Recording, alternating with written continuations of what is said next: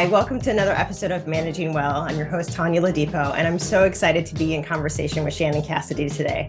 Shannon is the founder and CEO of Bridge Between Incorporated. She is a certified executive performance coach and the author of Grounded in Gratitude, Vibe, an in-depth self-discovery journey, and the 5-Degree Principle, a leadership fable of small changes to overcome career challenges, navigate politics, and recognize empowerment. Shannon is also the host of the R.O.G podcast, a show where innovative leaders share real-life examples of the dividend of investing in others. Shannon, welcome to Managing Well. I'm so excited to have you. Thank you so much for having me. Yes. You know, R.O.G, let's start there, right? You're the host of your podcast, the R.O.G. That's the work you do. So just explain what that means. And I think also what really kind of grabbed me is your focus on generosity. It's like, how did you get inspired to make that your lane? Oh my gosh. Thank you. I'll start with that and then lead to our R.O.G podcast, because I think as leaders, for all of us listening and present in this conversation, to think, what are some of the things that really make sense to me? What are some things that I think are part of how I see the world that could actually benefit other people? Mm-hmm. And I never really thought about generosity as a superpower or like as a thing that differentiates me. I just thought it was something that everybody does, similar to gratitude. So I also thought gratitude was just a way that everybody looks at life. And it really wasn't until I designed the Grounded in Gratitude journal, and I did that just as a holiday gift one year to thank people for being a partner and for being in my life. And it was just such a fulfilling, product to create. And then the reaction that people gave me was how much energy they got from being grateful and just the little things that they're starting to notice to put in their journal. And the reason why I'm starting there is because it's called Grounded in Gratitude, and the icon on the front of the journal is a tree with roots. That's really how I see this whole thing, is like we're grounded there. We're starting from a place of awareness and appreciation and intentionality and really focus. And then from that place, I think we then have this wellspring of energy, of resources, of ideas, of generosity, right? And then we pour that out onto other people. And like the more I explored that, and then I did the research to just say, like, is this scientifically a fact, or is this just kind of something that I think is interesting, And in fact, it has been researched, and it's scientifically proven that it's good for us to be grateful. And the root of joy is generosity. So it's not just a good idea. It's not just something that when we see even like an inspirational commercial or a show, or we listen to great podcasts like yours, it's not just like, oh, that's interesting. It's actually good for us. It's good for our mental wellness and our interactivity and our self-esteem and our willingness to want to make a contribution in the world. And so the segue then to the podcast is that I thought, well, if this is, something that is true, then I want to hear from leaders who are out there practicing, and just what does this look like? Similar to your podcast, like what does this look like for each individual? And then I thought, hey, look, if I go 5 episodes and we're saying the same thing 5 times, then I guess I'm not really onto something. But here we are, episode 132, and congratulations. Thank you. Every episode has another aspect of this interesting thing called generosity or generous leadership. And so it's just really lit me up, and it's been a great way for me to make a contribution to others. I'm listening to your story and how you came to this, and how I'm kind of stuck on, in a good way, you were saying, I thought everybody had this piece to them, generosity. Like you didn't realize it was kind of special to you or unique to you. And not that other people don't, but there is something, I often, when I talk to people and I hear like, and for myself too, like, well, I just thought everybody was like this, right? Yeah. And you realize like, oh no, actually it's something that you are exceptional at, but because it comes easy to you and natural, you don't necessarily see it that way. And so to kind of bring that out of yourself into the world with everybody else, it makes a lot of sense. It makes a lot of Yeah. sense. Yeah, for sure. I'm thinking, so it makes a lot of sense to me. And, I'm also a licensed clinical social worker by training. So, this kind of fits into my background. And I'm thinking about people who don't have that background. I'm thinking of people who are in the business world, who are in tech, who are in healthcare spaces, where that might not be the lens through which they look at the world. And so I'm kind of curious to hear from you. How do you talk to people where this might not be their natural inclination, where they might be focused more on return on investment in business? They might be focused on the bottom line in revenue and not generosity, not return on generosity. So could you just kind of speak a little bit more to how you, I guess, just speak more to that? Yeah, absolutely. And I think it's a word, we're using the word generosity. Others might use the word leadership, or being intentional or collaborative or purposeful, values driven. Like there's a lot of people first, I've heard some organizations call it. So I think regardless of your industry, you could be a solopreneur, you could be running a multi-billion-dollar international corporation. I don't think it matters like the level or the scale or whatever. I think it's a day-to-day purposeful, intentional way of looking at the impact that we can make. And I think that goes across all sectors, ages. And I actually think that we are wired for this. I think human beings are wired for connection and collaboration and contribution. Like I really think that if we had, as an executive coach, and this too, like when you're talking with leaders again at any level, and you say to them, what impact do you want to make? Or what is the purpose of your life? Big questions like that. What is the purpose of your life? All of the iterations of that answer, I would say, kind of boil down to, I want to make a difference. I just want the world to be better because I was here. I really think that's a fundamental need that all of us have. So if we could then say, okay, so in all of the opportunities I have to interact with other people, be that my family, my neighbors, my friends, myself, my team, my organization, my board, how can I bring that lens of generosity? Like, how could I be curious to know, how could I impact this with the talents and gifts that I've been given in collaboration with the talents and gifts that everyone else has been given? How could we collectively make something significant happen? Not just keep the lights on and the trains on time and all of that, but really try to innovate and come up with a better way of operating. So I think that it's a universal need. The universal need and the need for connection, and to your point of trying to make the world a better place than when you leave it, that it's better than when you came into it. And I think, sometimes historically, I would say in a capitalistic society, right, that hasn't necessarily been the driving force in front and center, even though organizations have been made up of people who have that within them, right?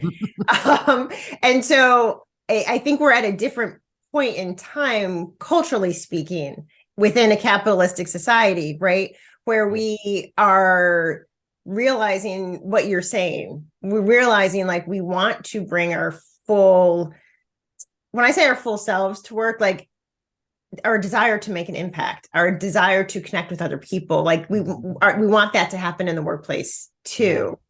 And so I feel like we're just at a really interesting time as we're shifting how we work.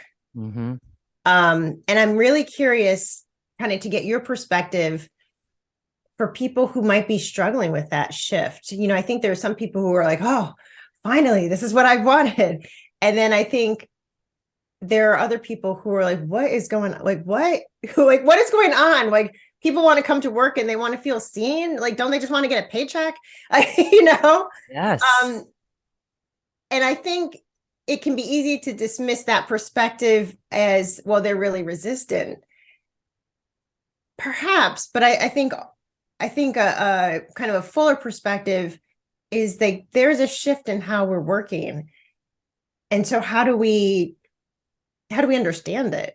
It's Mhm. very, for some of us, it's very different than how we were trained to work. Um, Yes. and so that disbelief, that what seems like pushback, and maybe is pushback, um, is could be coming from a place of like, I'm being forced to change, but I don't even understand what's going on. Yes. And I think that if we'll just use the word generosity again, because it's something that I think everybody understands. Mhm. But if we're looking at it as, we're not saying that this whole corporation has to change. I mean, in some cases it might, but if we're saying that how we're doing it, and maybe even what we're doing, the products, the services, and all of that, the operation itself, but the how we're doing it is something that we're suggesting as a generous leader, we're going to be naturally looking for ways to be inclusive. We're Mm. going to make sure there's seats at the table for other people. We're going to invest in learning and development, mentoring, coaching. We're going to address things with curiosity and try to find ways to pull people together. So, like diversity, equity, and inclusion, belonging are all components of generous leadership, because what they're saying is, like, 1 + 1 = infinity. Like, you and I partnering together have endless possibilities. But if I continue to operate in the way that I always have, like, I'm really just going to become extinct. Like, there's no other way to look at that. And so people can resist it all they want. But if they're really looking at ROI, and that's fine. I mean, to me, I've gotten over the hump of like wanting everyone to be wholehearted about this, because Mhm. in my opinion, I'm like, hey, if you're just about economics and the bottom line value and revenue generation, I'm kind of okay with that, because you're still going to come back to Yes. inclusion and belonging, right? It's going Yes. to take you back there anyway. So, and then, what I secretly believe, well, not secretly, because I'm sharing it right now, is that when people get on board for whatever reason, they get the joy of generosity. And then it becomes like addictive, because you're Yes. like, whoa, this whole collaboration and like bringing your full self, and then accepting, and not just accepting, but like embracing and pulling out your best self. Like, this is where it's at. And I think that's the like, you and I get it, and we want Yes. everyone else to feel that. So I think if there are listeners that are still like resisting, I would say, like, let go. Just join us, because it's really fun, and it's how you're going to not only save your organization, but I think it's required. Yes, I 100%. I 100% that it's required. It's what's going to make successful organizations remain successful and innovate, as opposed to becoming extinct. It's really the, I was about to say shift to humanness, but I think more the incorporation of the humanness that already existed and exists, but has been denied, right?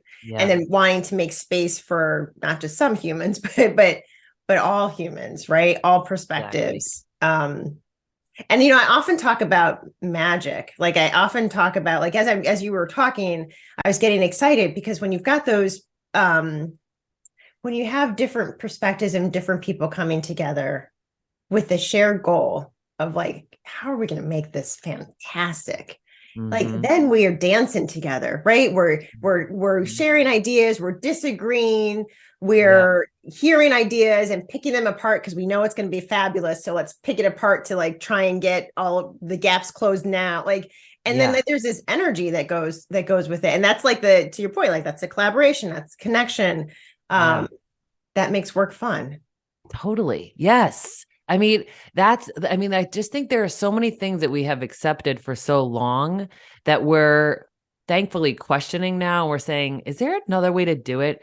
And like, when people would say, well, they call it work for a reason, this is supposed to be drudgery and hard. And it's like, yeah, it's hard, but can't we be fulfilled? Like, can't we Right. have fun and feel energized and feel like we have utility and purpose here? Like, and can we also feel incomplete? Like, I think that recognizing that I am not everything. I Mhm, have mhm. certain talents and gifts, And those are things that are my responsibility to understand and then deploy and offer them generously. That's on me. Recognizing that I don't have everything. Like, I'm not going to think about this in every possible way. I don't have all the strengths that there are to have. I often say to my kids, God doesn't give with both hands. You don't have every single talent and strength that exists, but God does generously give you these certain things, figure out what they are, and then like use the Explode heck them. out of them. Yep. Yes. So tell me, you've used the word generosity and you used it in connection with leadership. And so I would love to hear like what that looks like. To your point earlier, you were saying, how do we do this? Yes. I think I want to also ask, like, what exactly do you mean by being generous, and then how are leaders generous? How do they demonstrate that? Great. So I would just want to make the distinction, which is I think where you're going between like generosity, financial generosity. I'm not sure if that's where you're going. I wasn't, but it was whispering in my. I'm glad you made the invisible visible, because you're right. Sometimes we think of generosity, we think of like, well, let's give bonuses. So yes, because I do think that is a way of being generous. So I don't want to say we shouldn't compensate people fairly and beyond and bonus them and all that, for sure. I just think that there's too close of an association between the word generosity and financials that I wanted to separate that out and just say, okay, so what if we just took that off the table and we assume, and we know with equity reason, we shouldn't assume that people are being paid fairly. But if we're just not talking about the financials and we're talking about how you're showing up, like how are you interacting with people? And here's a couple of topics that have come up in podcast episodes, like mentoring comes up repeatedly, feedback, relationship building, strategic networking, right? So thinking about who and how do I interact with people, listening, very big theme on R.O.G. and just in general, generous leadership is like, how could we be more intentional about active listening and seeking first to understand before being understood, gratitude, and then like strengths, superpowers, gifts, genius, those are all in the same ballpark of just uniqueness, habits, patience, recruiting, believing in others, authenticity, storytelling, asking questions, like asking those curiosity questions, showing up on time. One of our guests, Karen Bennett, talked about how it's generous to be timely and respectful of people's time, universal design, nutrition. Some of the episodes have talked about chronic questions that we could ask ourselves, like, how can I help? Like if I just go throughout my day and I think, how can I help? How can I be of service? And then another great question was, who am I missing? This one leader. Yes. Michelle Meyer-Ship, the CEO of Dress for Success Worldwide, she talked about who am I missing? Like in every room and conversation, like who's not here? Who's not here? Yeah. H. Walker talked about add to versus fitting in. Like, how can I add to this culture instead of focusing on how do I fit in? Wait, can I pause you? Because you've got so many, like there's so many, so much. So that one, just what you said, how can I add to this culture instead of fit in? I think I wanted to just pick that apart and kind of the idea of, kind of a more outdated idea of you want to hire for culture, but if your culture is not inclusive, if your culture is very homogeneous and you want different perspectives, then hiring for people to fit into a homogeneous space doesn't work. To the point of hiring to add to the culture that is there, not be absorbed by it. Exactly. And that's something that I think the organization needs to prepare for before we invite people in, right? Amber Hikes was one of my guests too. And she talked about how you have to clean your house before you invite people over. She said, because otherwise it's a revolving door, because that's exactly people what happens. And they say, wait a second, you're not ready for me yet. Right. Because we intellectually understand that diversity is good. And we're like, okay, let's bring them in. But if we're not really ready to welcome them and appreciate that difference, it's a disservice to everyone, and Yes. we just need to do our own work first, I think. Yes. And I want to the point of doing our own work and what that looks like. So when you're talking about cleaning your own house, when you're talking about how do we get ready to open our house, right? And a lot of this is what you're talking about earlier. It's the emotional intelligence skills they're not taught in business school.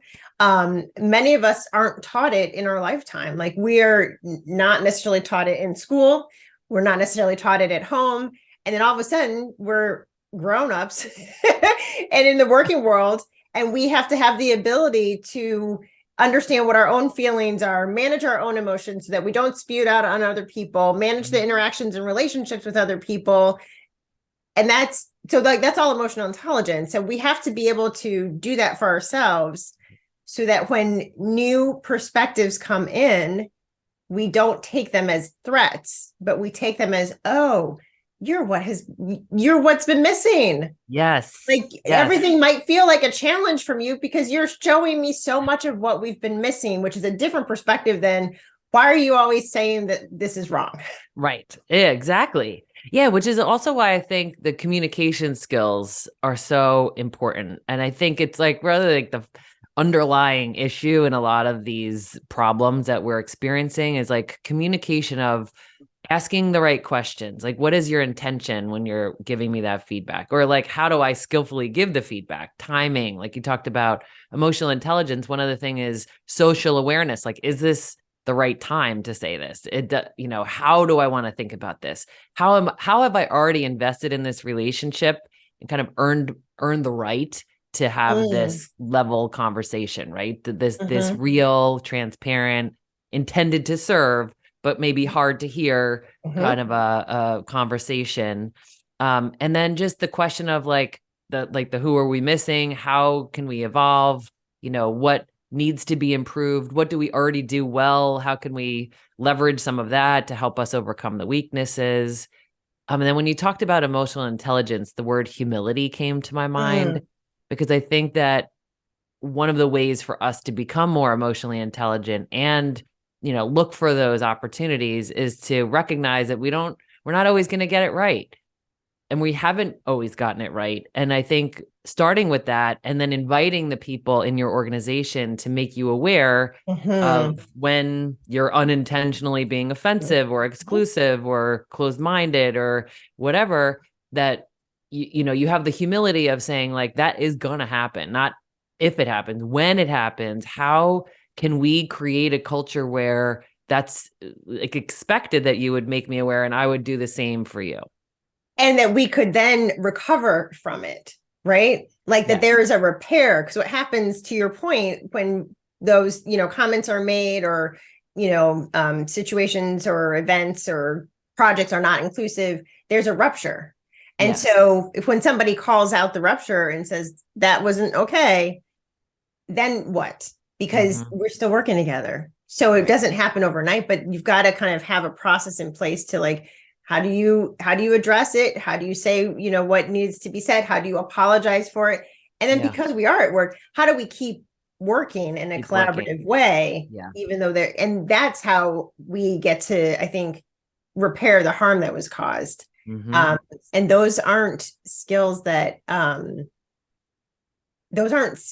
we all have been taught to do in the most effective way. Oh, absolutely. It's like emotional intelligence, like you said, right? Here you are in this leadership role, or even just here you are as an adult in life, whatever you're doing. And, things happen and we get triggered because we're human. And, and I do think that stimulus response connection needs to get separated even slightly. But, I think that sometimes we're like, oh, you made me feel that way. You made me say that. No. The stimulus is the stimulus that happened. But like what I do about it or with it, or maybe I just choose to do nothing about it, is up to me, right? That's choice. That's like emotional intelligence is in that gap. So I'm just thinking for those of us who are saying, yes, I'm in the heat of this thing at work and it's so distracting because, they said this thing that was offensive or they didn't include me in this offsite or whatever. And if we could just separate that out, like, yeah, that happened, and you have every right to feel what you feel about it, but what you do about it and how you show up and like how does that affect how you communicate? I think there is an opportunity in that gap to be generous, maybe to Mhm. yourself, even self-compassion, Yes. right? To Yes. say like this, it is hurtful that Right. happened. Right. And to Yeah. pause and allow yourself to feel what you feel about it and then be Mhm. thoughtful in how you choose to respond to it. Right. Yeah. And then on the Mm. flip side, the people who cause the harm, how to be, how to have the humility that you're talking about, to Mhm. realize nobody's saying you're an awful person. They're Yep. saying your behavior and what you did caused harm. Mhm. And they're telling you, this is what I always, how what I believe. If somebody is taking the risk in the workplace to tell you that you have caused them harm, it's because they desire a connection. They Yeah. desire that space to be good for them too. Mhm. Otherwise, it's not worth the energy, frankly. And so it doesn't Yes. feel good to hear that you've caused harm, but I want people to kind of consider it as there's a level of trust there and a Mhm. huge risk on that person's part to Yes. bring it to you. And so, how do you receive it as such, which might be very different than your initial reaction? Exactly. And I think there's also a consideration that the individual willing to override the fear and concern that it takes to have that conversation knows that you can be better. Otherwise, they wouldn't bother. So I think that if they're willing to have that conversation, the most important thing to say is thank you. Thank you for your courage. Thank you that you know I can be better. Thank you for your willingness to bring this to my attention.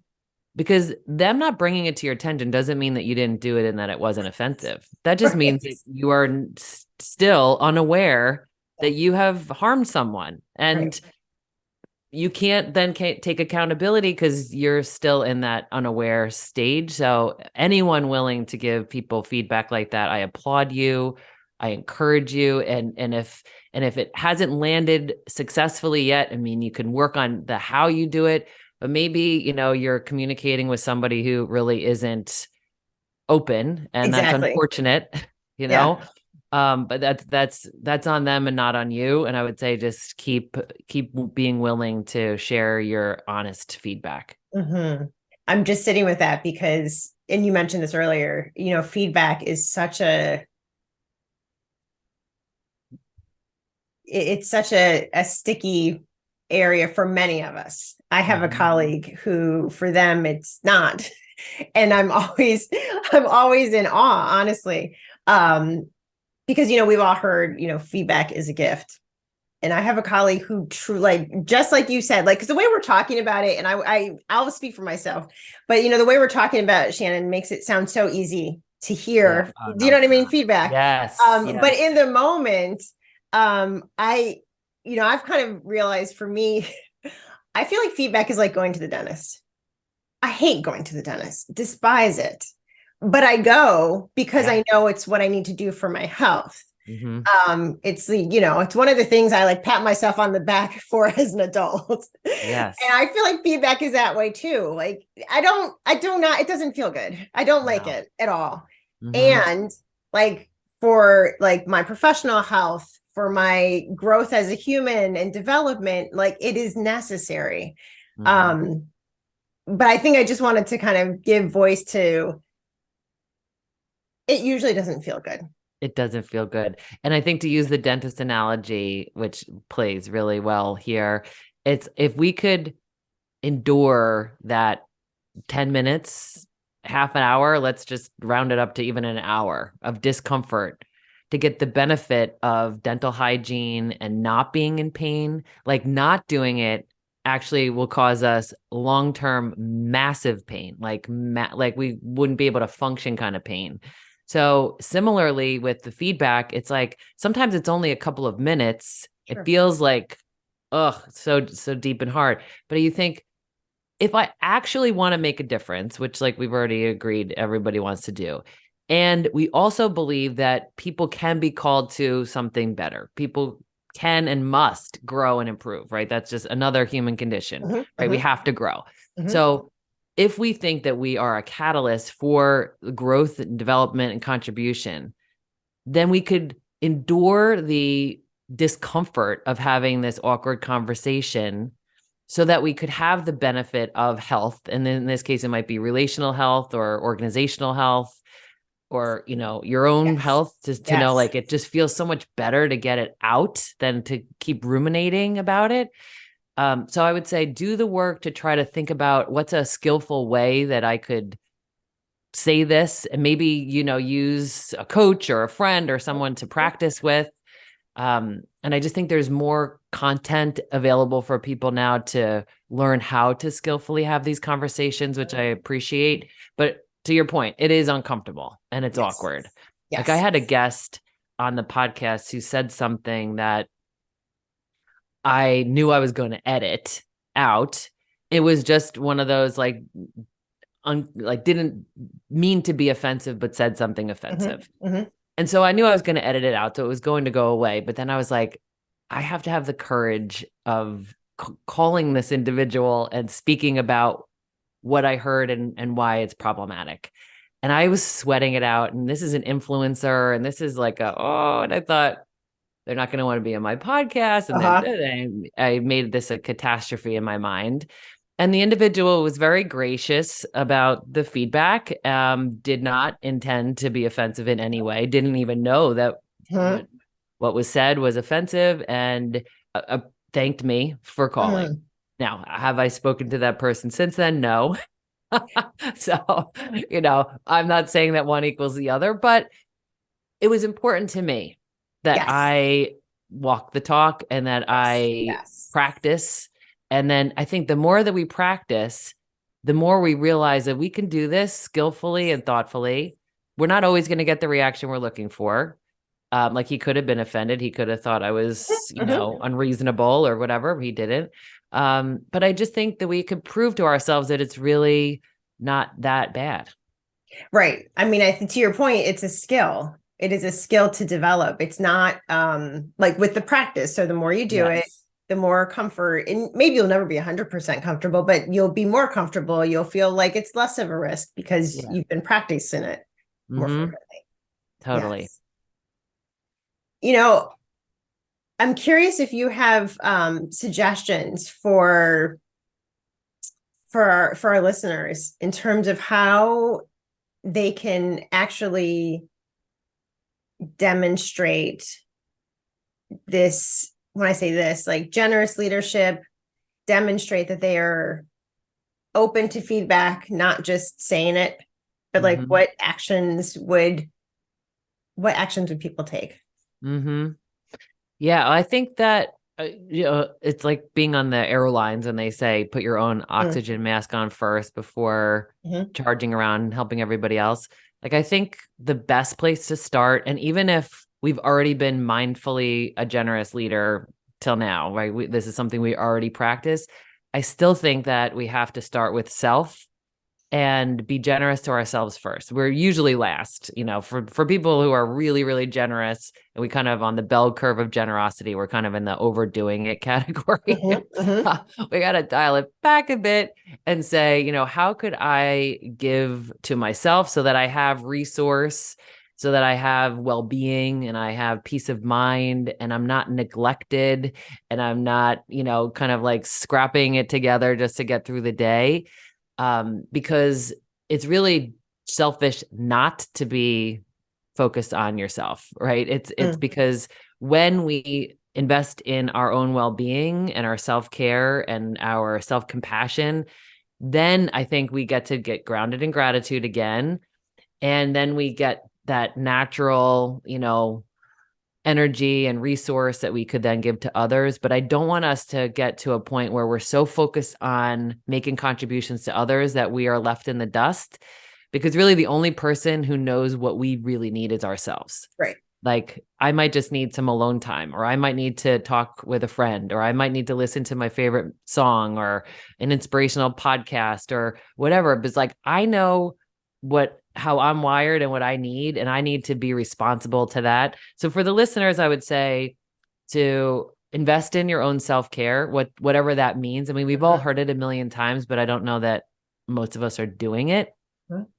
And if you have a friend who seems to do this really well and they've put together a healthy habit of self-care, like pull a page out of their book, say, how do you do it? Absolutely. Like, you know, Yes. like, does this just fit into your schedule? How did you prioritize that? And then just like that introspection, right? Giving yourself the time to think, because there, I think we could also get clearer about our strengths and gifts. And that's another place to Mhm, have an mhm. authentic connection to generosity, is like, what are the things that I've been given that I could be intentional about offering to other people? I think that's an interesting thing for everybody to consider. And to your point, you need space to do that. Like you just can't keep going and going and going. Like your Hmm. brain needs to not be an email, right? It Yeah. needs to have the downtime to kind of generate that creativity and what you need for yourself to be able to kind of enhance your gifts and your ability, to your point, to be present to others, like taking that time for yourself. And sometimes you can do a half day, and sometimes it literally is 5 or 10 minutes. um Yeah. if I do this, and my team will do it sometimes, like I'll usually internal meetings more than external, but if I might say I'm going to be 5 minutes late to this meeting because I need to take a walk. Like I need to just do a quick lap around the block to Hmm. clear my head, because I can feel in myself. Otherwise, I'm going to be very irritable. Yes. And I will probably be a lot more judgmental, and I'm not going to be able to show up the way I want to show up. So let me know that for myself. Yeah. If they're a little bit late, so I can come like ready. I love that, because that's giving yourself permission to do what you need to do. And they all benefit from that, right? Because now you've given yourself what you need. You've gotten that breath of fresh air. You've gotten, a chance to just regroup and rethink and practice your breathing or whatever that you're Mhm. doing.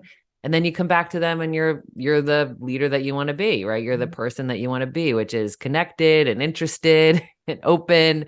Right, So right. I think that's a really practical thing that any of us can do. I don't know that most of us give ourselves permission, because we'll say, "Oh, well, the meeting starts at 9:30. I have to be there at 9." And it's like, well, if I just came at 9:35, I could It's be gonna be a fully better meeting. present. It's not that big of a deal, but it could make such a difference. Right, right.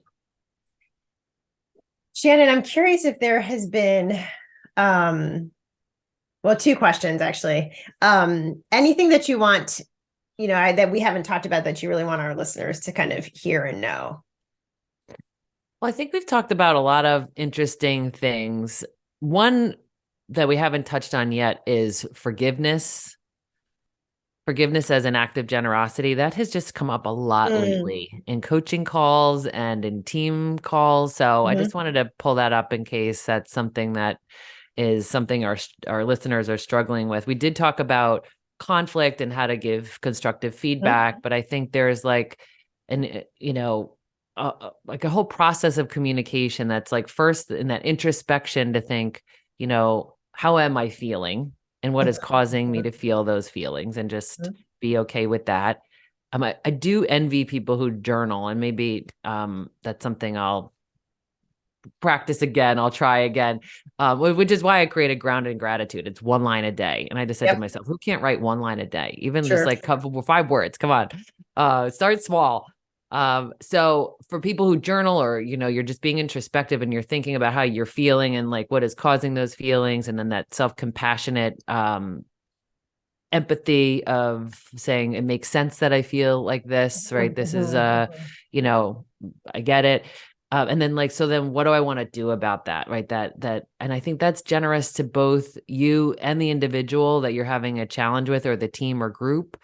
And so to try to look for resolution or some form of a connection to resolve that conflict. mhm, mhm, And, we've heard it said many times about how not forgiving someone does more damage to us than to mhm. the person who we're harboring resentment and pain against. So I know, and some of these things are deeper and harder to resolve. So I appreciate that as well. But I do think that for a generous leader to consider how forgiveness could be an act of self-love Mhm, and mhm, mhm, and resolve as well. mhm. And I think when I hear the word forgiveness, I also think of, to your point, how it's like a chokehold on us.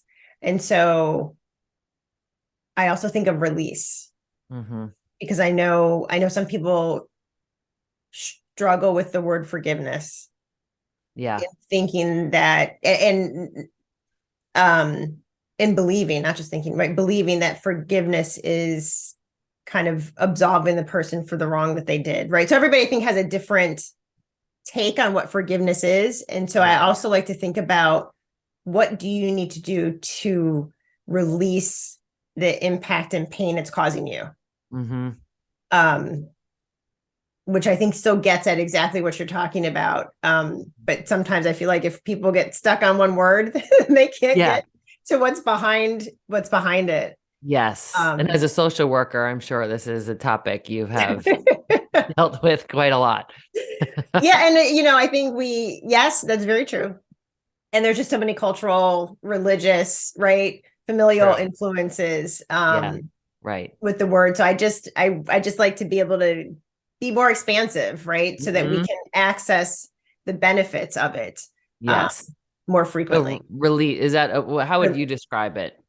Well, I don't. I mean, I guess release. So Release. I wouldn't say release instead of, like, not either or, but both Yeah. and, like, whatever word resonates with people. For some people, it's forgiveness. Keep Hmm. it. Yeah. And for other people, it's release, or even a different word.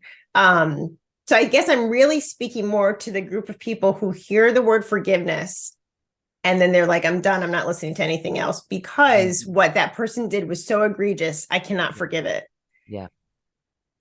And I just don't want, and when I say I shouldn't, I was about to say those people, because we could be in that group for one situation and then in another group, right? So for us, when we are having the reaction, um, I don't want us to be stuck with, well, there's nothing I can do to release what is within me because the act was so egregious. Yes. Um, so yeah, I just want to offer another word to get to the exact same place Hmm. of, how do I release the hold it's having on me The whole, yes. so that I can have the connection, and it might not be with that person, but that I can have the connections that I need to have. So, we can think of it personally, but even in the workplace, maybe something did happen so egregious and they're still within the company. Hmm. And it is really twisting you up. And that makes sense that it's twisting you up. Hmm. And so, what do you need to do to release how it has a hold on you so that you can still be productive and contribute within the company? And it might not be with that person. Exactly. Yes. Yeah. And just that back to the introspection, like think that through for yourself. What makes sense for you? What do you need? And how can you give yourself that release and that like exhale so that you can feel like your full self and full healthy self again? And sometimes it requires that you find a different environment in which to Mhm. thrive, right? And then You're that's a absolutely right. possibility too. Absolutely right. Yeah. So I just think something else I'd want to share with the listeners is to think about how we all work together. Like, doing that self-reflection and consideration of what are the strengths and talents that you have and how can you make that contribution, and then who do you need, right? Mhm. Who are the people that, I'm like referencing like laterally your peer group, but even, from all different dimensions in your organization, who are the people, or what are some of those insights, talents, and capabilities that you need, and rather than just going and trying to work on them and fix them, which in some cases we have to do, but more often than not that talent exists somewhere and we could be more intentionally collaborative. Mhm. Mhm. That is, yes. Let's stay within your zone of excellence. Let people stay within their zones of excellence, right? Exactly. And tap them for that. I Right. completely agree with that. Yes. Shannon, thank you so much. Before we end though, I do want to kind of hear from you what lessons do you wish you knew earlier in your career? I know that I've found the listening to the answers to that to be really kind of valuable. So I'm just curious, what do you wish you knew earlier? Yeah, well, I do wish that I knew that, well, there's a load of things, but the first one that comes to my mind is that I don't need to be all things. Like, I think there was a point in my life that I was so, focused on fixing my weaknesses that I just left my Mm, strengths in the dust. So I mm, think that probably would be the big thing is to make the most of the things that you are. So, there's this St. Francis de Sales quote where he says, be who you are and be that well. mm, So how can we be who we are and be that well, like wholeheartedly, just feeling that self-acceptance in a great way, not in a arrogant way, more in a like gratitude way. Like mm, I get to make this contribution. mm, And then the other thing would be gratitude as a superpower. I wish I mhm. knew that that was something that I could have leveraged in times of my life and that would have been really helpful. And I think it was there maybe in the background, but if I knew how to like be explicit about noticing the things that are going well and taking Yes. stock in the current moment and really just engaging with the people that I was surrounded by that were good for me and not so much being distracted by or taken down by the people who weren't.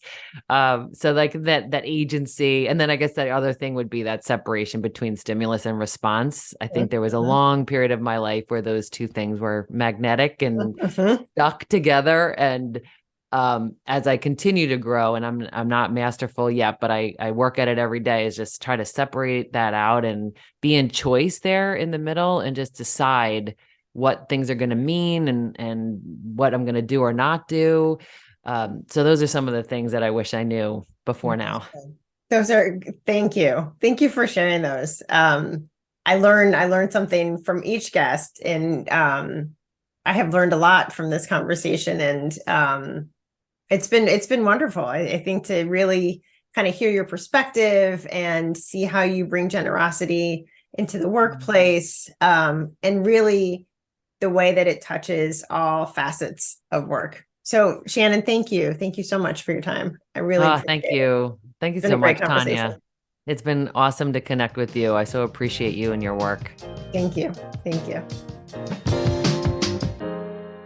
Thank you for listening to Managing Well. Please be sure to rate, review, and subscribe wherever you get your podcasts.